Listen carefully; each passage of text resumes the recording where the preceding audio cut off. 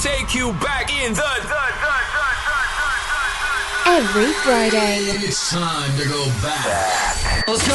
Welcome to the Savvy Radio Show with your host, Savvy Landlord. Up next is the best deal ever on Fridays. Check out all episodes on Savvy Radio Show. Let's do it. What's going on, Savvy Investors? This is your friend, Steve VanCauwenbergh, and man, let me tell you, the real estate world does have its ups and downs, and on this ups and down, I'm getting stung. Wow is, I don't know if you should start off. First of all, my name is Steve VanCauwenbergh. You tuned into the Savvy Radio Show. The title of this episode, Stung by a Subject to Deal, and I still need the ointment. Yep, or lubrication or whatever you want to call it, but this is what's going down. And I was looking back through my podcast, and I didn't know if I've covered this in a deal before. Let me see. Hold on. Pause. I don't know if I covered it, but I can't seem to find it in my podcast, so I don't know. So what I'm going to do is cover it. So anyway, I got this deal from a wholesaler slash a friend of his was moving, and they couldn't sell the property, and he knew me, and he's a wholesaler. I've gotten several deals from him, and it was a subject to, because there was no equity in the property. And I've always wanted to do a subject to. I've done a couple subject twos, and I wanted to do this subject to on my own. So I was like, bang, bang, let me take it on. Mr. Arrogant VanCauwenbergh, and taking it on, and I've been taking it in, or taking it up the creek. So let me give you some parameters. It's a 3-bedroom, 1-bath. At one time, it was a 2-bedroom, 1-bath. It was converted. And these folks bought the property in 2015 for $104,000. Okay, great. I get a call from the wholesaler. He's like, man, they owe $98,000 on the deal. They just take it over. I would like an assignment fee or a fee for his time, $1,000 and $1,000 for them. It's in great condition. They've lived in it for 2 years, and it was in immaculate condition. Wood floors, looks legit by photos. That's where I went wrong. Looks legit by photos. So do some more backstory. Zillow says it's worth $111,000. That's weird. The county assessor says it's worth $117,000. So I was like, okay, buying a property for $98,000. Okay, and the county says it's worth $115,000. When I looked at it, I was like, man, there's $15,000 worth of equity. You can't go wrong. So the ARV is $115,000. It's in a great school district in our area called Putnam City. It's in War Acres. It's a rock house, 3-bedroom, two-bedroom downstairs, 1 upstairs, washer and dryer, central heat and air. This is a no-brainer. So I don't know if this is greed or ignorance. I was like, man, I'm going to do this. I can make this happen. And sure enough, I do make this happen, and it's making me happen. And this is the train of drama that I'm dealing with, and I can tell you what I've learned at the end here, the pros and cons, and I don't know, but I'm frustrated. I'm trying to be positive here. Well, the first thing I'm going to do, we tried to close, and we couldn't close for some weird reason, so I went ahead and paid an extra payment. Oh, let me tell you about the payment. So they owe $98,000. Well, come to find out, they actually owe $99,000. Their payment is $808, and that includes insurance and so forth. So that's their taxes, insurance, all in one. And the good news, I don't know if there is any right now, but if you are my student and this happened to you, I'd be a little frustrated. But the good news is that there's got a 4.375 interest rate on a 30-year mortgage. And so that's what you need to know. And so I acquired the property. Now, the month before, these people were desperate, so I paid their $800 mortgage payment. But, I knew I was going to close it. I knew the wholesaler was legitimate. I knew this was going to happen. So I orchestrate this deal. I give the assignment fee to $1,000 to the wholesaler. Thank you, sir. You're amazing. And I give $1,000 to the people to take over their property. You're amazing. And then they left some stuff inside. So I did some cleanup. No big deal. I put it on the market. This is where things start unraveling quickly. In April, I close on it. I put it for rent for $1,100. man, I can cash flow $300. This is great. This is why subject twos are so amazing, and the Savvy Landlord, and this is going to be the best podcast. And I obviously have not done this podcast, because if I've told this before, I couldn't find it in my repertoire there. But well, it was vacant for April. It was vacant for May. It was brought to my attention in June, and I got a little juicy. And so I was like, wait a minute. When I started calculating, it's going to take 2 years at $200 so far to get my money back. Whoa.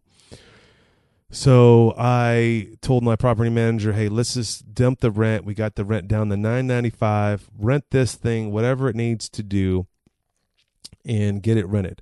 Well, they did of course they did a move-in special of $125 move-in special. And when I started looking at the numbers and I started looking at their ledger, they have an animal, a $250 pet fee. I was like, they just moved in July 1st.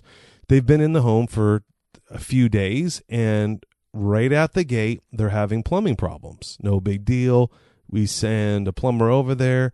We have to replace all of the supply lines under the house, into the house, not the actual trenching.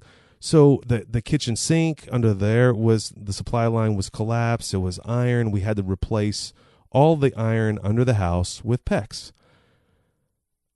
Yeah, I had to breathe there for a minute. So that, and I got a hustle plumber friend, and that only cost $2,000. Wow. So, I didn't even know that happened. I just got a phone call today on something else, that the sewer line is collapsed. Yep, I had to pause again on that one. Wow. And so, this subject too. So right now, as of today, I have $7,000 of hard-earned cash in this transaction, and I haven't made a dollar. So then I get a phone call from the property manager. Hey, we're having some plumbing issues. It smells. It's in their blank and all over the place, and they're in a deep dew of dew.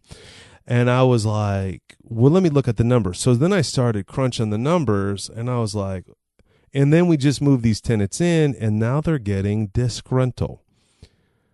What do I do? So what do? I start calling all my friends, and no avail. I bought it wrong. Yep. So hopefully you learn from this episode. I don't know what to say, but I can tell you what I've learned. First of all, what I learned real quickly is that there was not enough equity in the game. Now, what's my options? I'm always positive. And so I wrote out this podcast to the left. This is the pros. To the right, this is the cons. And what are they? Well, the pros are, I have a lot more pros because I'm an optimistic person. I got a free loan, right? I got a free $100,000 loan, but I can't sell this thing. If I hired a realtor, I'd get stung. I'd lose money. My other option is I can lease option it to someone, but I could have repercussions of accelerated mortgage. I could owner finance, same thing. I can wait for appreciation and speculative. That's anti what I do as a real estate investor. As a real estate investor, you need to buy whatever it is asset that generates income. And it's in a great school district. That's the pros. The cons, I didn't do a proper inspection. I don't know what this sewer line's going to cost, roughly around $4,000. So I talked to another savvy real estate investor that I trust, and he's like, bro, here's your options. Looks like you got 3 options. Okay. And I knew this, but you get emotional because I see the writing on the wall. I mean, here's my options that I thought about. One, I get rid of these people now and try to sell it, but then I'm gambling again because it took 4 months to rent it out now. But in my mind, I got deadbeat tenants in this property. I don't know if they're deadbeat tenants, but I mean, in my mind, if they can't pay a deposit or they moved in on a move-in special and now they have an animal, the animal costs money, man, that really severely bums me out. So, or I don't know what else to do. Now, so my buddy's like, here's your options. I love talking to real estate savvy investors. He's like, 1, you can walk away. That's an ethical issue. 2, you can fix it and play for the long term. And 3, you can fix it and kick the people out because you can't sell it with the sewer line with the problem.